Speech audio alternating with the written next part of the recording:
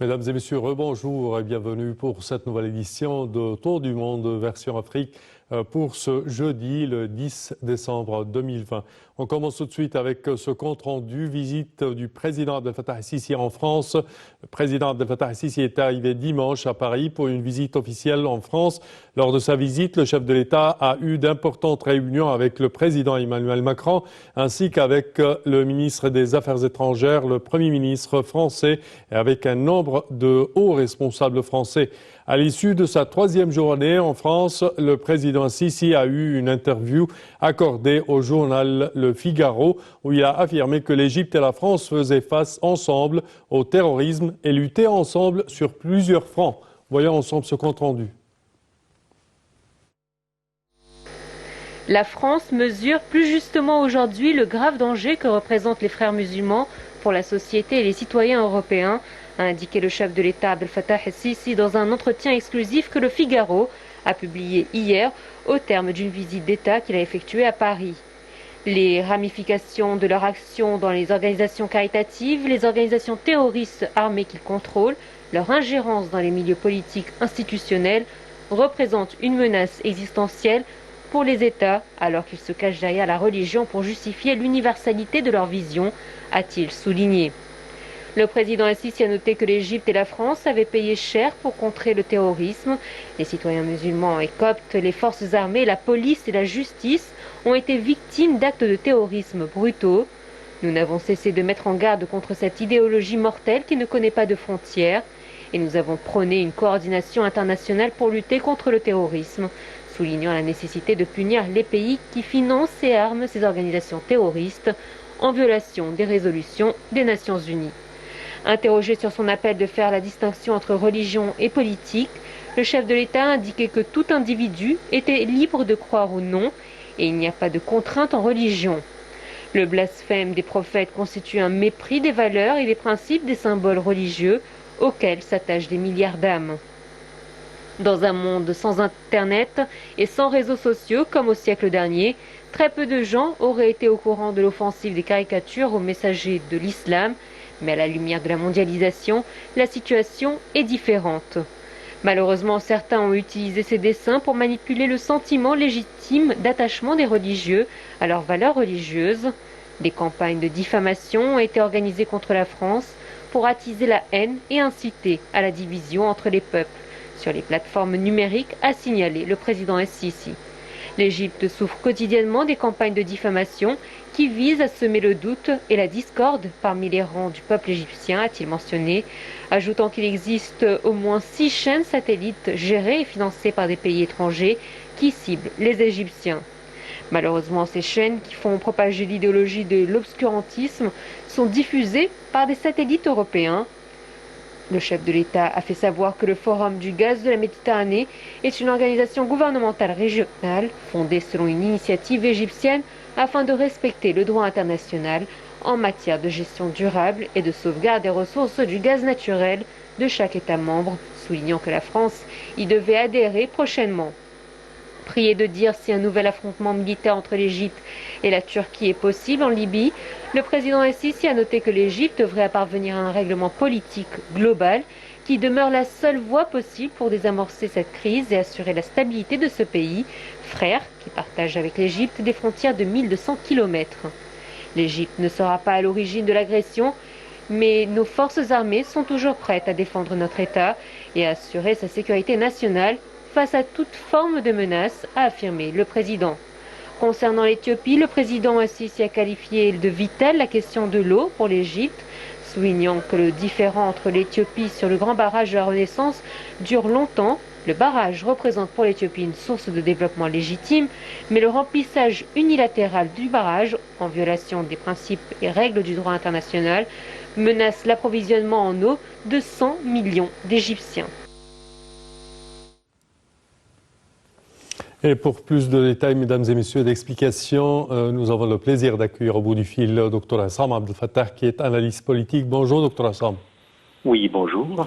Alors, que pensez-vous de cette visite officielle du président Abdel Fattah el-Sisi en France et de ces rencontres avec plusieurs hauts responsables français, que ce soit le président français ou le ministre des Affaires étrangères ou le ministre des Finances, plusieurs rencontres et qui ont, je dirais, des résultats positifs pour les relations égypto-françaises?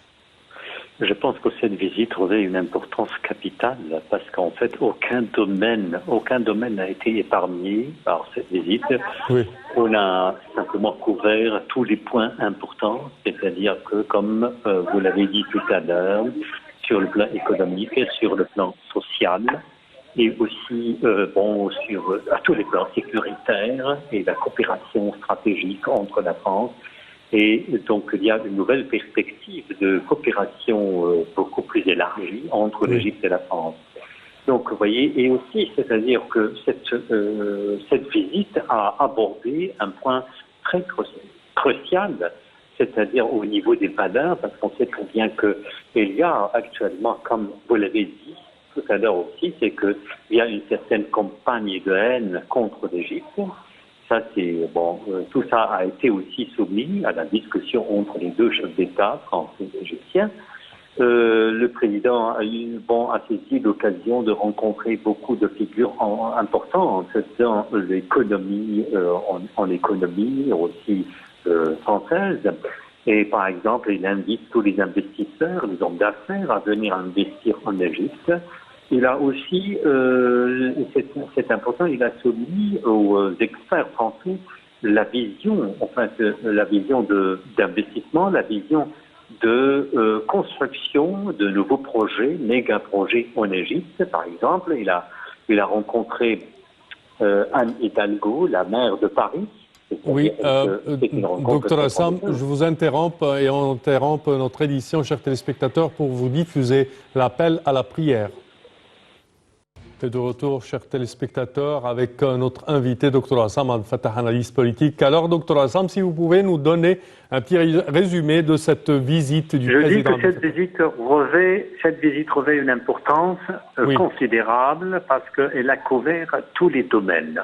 Aucun domaine n'a été épargné de la discussion entre les deux États, enfin les deux présidents, le président Abdel Fattah et le président français Macron. Et le président égyptien a saisi cette occasion aussi de rencontrer les figures importantes de l'industrie française dans tous les domaines, sur le plan économique. Elle invite les investisseurs, les hommes d'affaires, aussi des PDG de grandes entreprises à venir investir en Égypte. Et puis, il a saisi cette occasion aussi pour soumettre la vision en fait de développement en Égypte, les méga-projets qui ont été en fait entamés en Égypte. Puis après, par exemple, il a rencontré la maire de Paris, c'est Madame Anne Hidalgo, et aussi la ministre des Armées et de la Défense.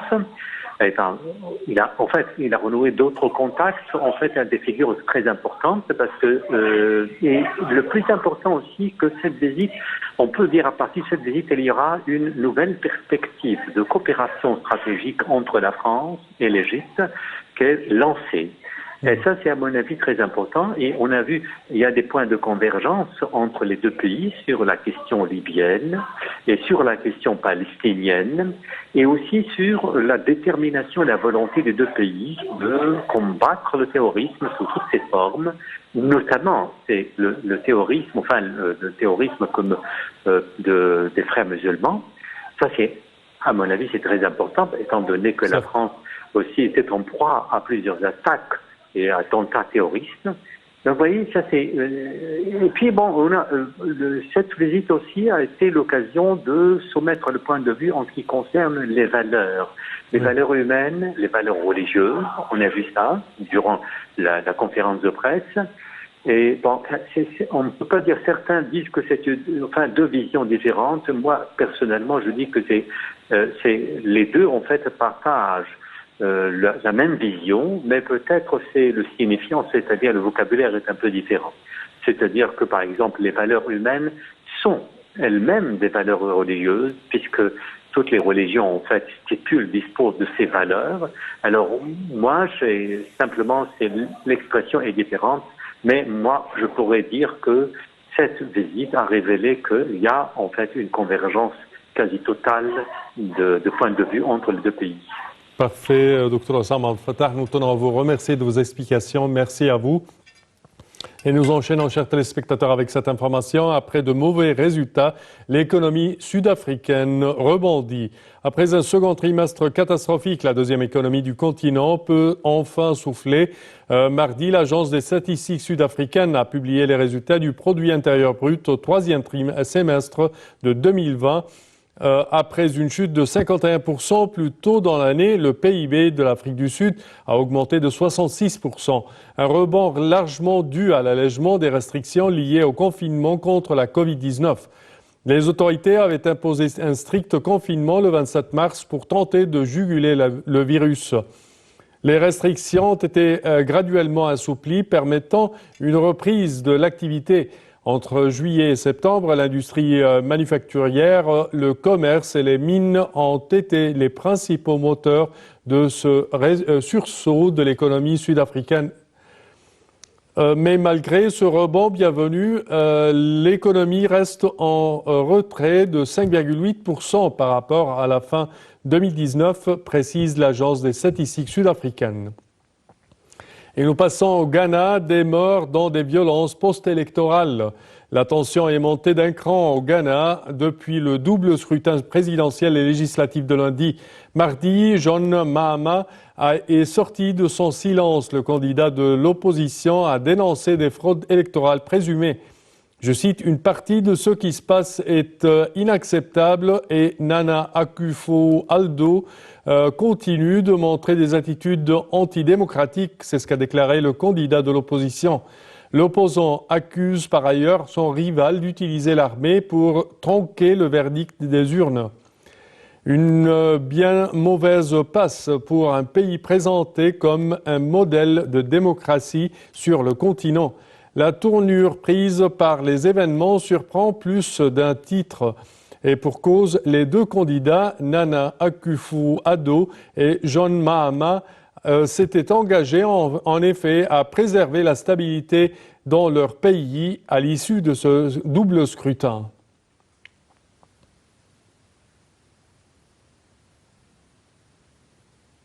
Et au Cameroun, sans surprise, le parti présidentiel remporte les élections régionales. Sans surprise, c'est le Rassemblement démocratique du peuple camerounais qui est sorti vainqueur de ses premières élections régionales avec une écrasante majorité dans 9 des 10 conseils régionaux. Le parti au pouvoir a même réussi le pari de semer le trouble au sein d'autres formations politiques en élargissant sa base dans le fief de l'un de ses concurrents, le Parti camerounais pour la réconciliation nationale de Cabral Libi, dont les conseillers ont voté pour le Rassemblement démocratique du peuple camerounais, entraînant des sanctions internes. Le Rassemblement démocratique du peuple camerounais achève ainsi d'asseoir sa domination sur toutes les instances politiques du pays avec déjà une majorité obèse au sein du Parlement et dans les conseils municipaux. Il faut néanmoins noter que les deux principaux partis politiques de l'opposition, le SDF et le MRC, n'ont pas pris part à ces élections.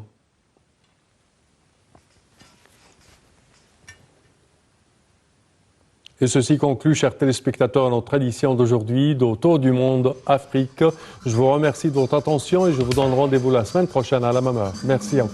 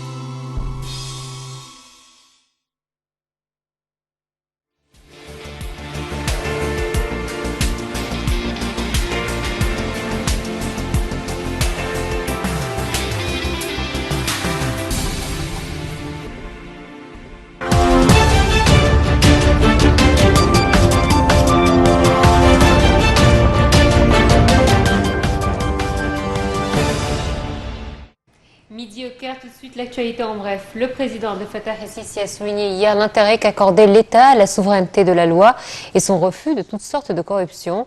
El-Sisi a ajouté que l'État œuvrait en vue d'ancrer les principes de l'honnêteté et de la transparence, soulignant que tous les citoyens sont égaux devant la loi. El-Sisi, qui a fait cette déclaration à l'occasion de la Journée internationale de lutte contre la corruption, a indiqué que l'État avait emprunté cette voie depuis le lancement du processus de développement et en vue d'un meilleur avenir pour l'Égypte. Le chef de l'État a salué les efforts des institutions de l'État en vue d'appliquer la stratégie nationale de lutte contre la corruption.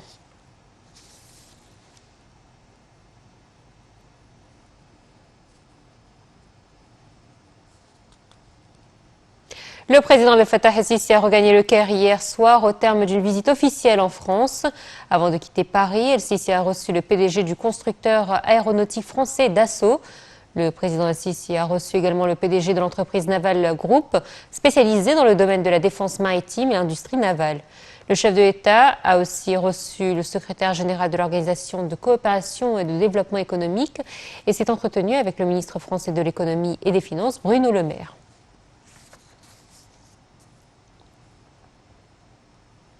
Un nouvel accord est intervenu entre l'ONU et l'Éthiopie pour organiser des missions conjointes d'évaluation au Tigré afin d'acheminer de l'aide humanitaire. Cet accord permettra de s'assurer qu'il y a un total accès à l'ensemble du territoire et une pleine capacité à débuter des opérations humanitaires basées sur des besoins réels et sans aucune discrimination possible. Le Tigré est privé d'aide et de tout approvisionnement depuis que le Premier ministre éthiopien Abiy Ahmed y a envoyé le 4 novembre l'armée fédérale pour en chasser les dirigeants de la région, issus du Front de libération du peuple du Tigré qui défiait depuis des mois son autorité.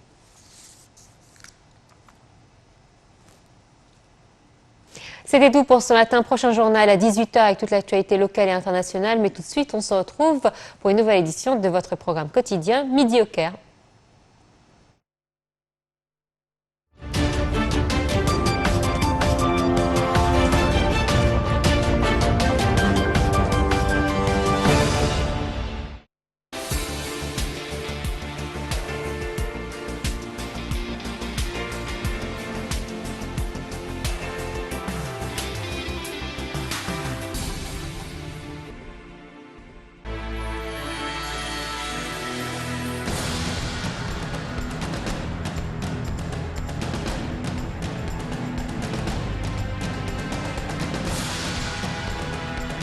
ثروة مصر الحقيقية في أطفالها، فلازم نعده إعداد في خيال. ونطلب إن احنا نغير ونطور. احنا عايزين ننهض بالتعليم في بلادنا. احنا بقالنا سنين بنقول حد يا جماعة لو سمحتوا يبص على التعليم. رحنا وشفنا كل المناهج والأفكار والوسائل والأساليب اللي ممكن نعمل بيها إصلاح للتعليم الحقيقي في مصر. احنا اتكلمنا على إن ال4 سنين دول هم التعليم والصحة والإصلاح الإداري. الدكتور طارق جايب فكرة تعليمية جديدة عشان يغير بها شكل ومضمون التعليم في مصر خلال 20-30 سنة دي. احنا بنتكلم على حاجتين: بناء المستقبل وتحسين الحاضر. عندنا فرصة ان احنا نقدم لأولادنا تعليم جيد. ما عندناش دلوقتي رفاهية الانتظار، عاوزين الشهادة اللي تختم عليها وزارة التربية والتعليم يبقى ليها معنى. معناها ايه؟ معناها انه فهم، مش معناه انه خد 95 عشان حفظ. فلسفة التعليم الجديدة اللي احنا حاطينها، عايزين انسان مش جامد، عايزين انسان مرن، مفكر ومثقف، محب للدنيا ومحب للحياة ومحب لأهله وناسه. أولياء أمور مصر كلهم عندهم تخوفات كتير جدا من نظام التعليم الجديد. أنا عايز أخلي بالي من كل إنسان في مصر. التغيير الأساسي مش في التابلت ومش في الشبكات مش في الأسلاك. التغيير الأساسي إن احنا بنغير الطريقة اللي بنقيس بيها مهارة الطلبة. لو سمحتم ساعدونا على إنجاحه. هو لن ينجح بينا احنا ولا بوزارة التربية والتعليم لوحدها، هينجح بين المجتمع كله يحط إيده في إيد بعض ويقول لا دول ولادنا اللي احنا عايزين ننطلق بيهم.